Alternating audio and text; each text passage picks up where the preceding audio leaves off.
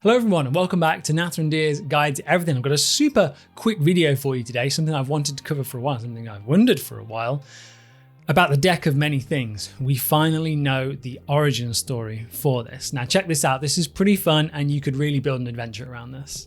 There's a section in the new book called The Sky of Many Things, and it's essentially a place for characters to essentially find out what zodiac sign, what star sign their characters are, which is quite fun in itself. But this is where the Deck of Many Things backstory, their origin story, actually comes into play. There is a deity called Istus. She is the goddess of faith, and she's the one that originally crafted the cards. She actually plucked the star signs from the sky and made them into cards. And this is how the Deck of Many Things originally came to be.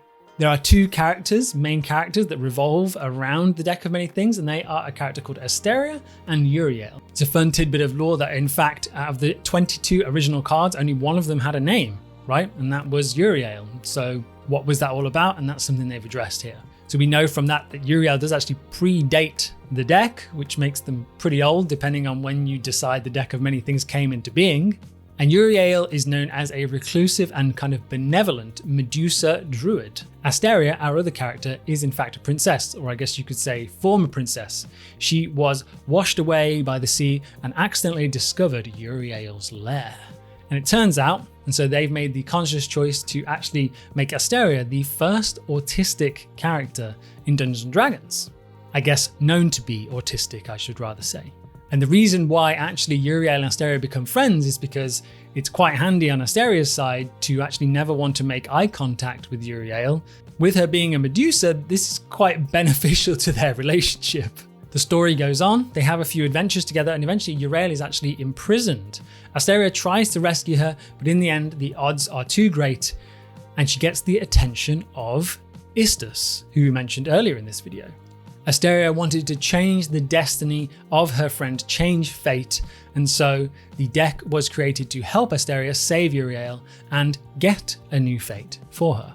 They continued to have a lifetime of adventures together. Uriel eventually got old and retired to the Outlands. They have a home together there. However, Asteria hasn't aged. It seems somehow that her soul, her body, herself is bound to the deck in some way.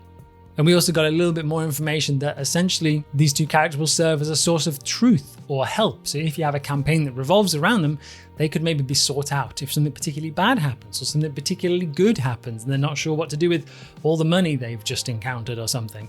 But yeah, this is a really fun little backstory, and I'm glad they've kind of made it canon. Now we know where it comes from. This mysterious magical artifact that can make and ruin lives suddenly has some history, I guess.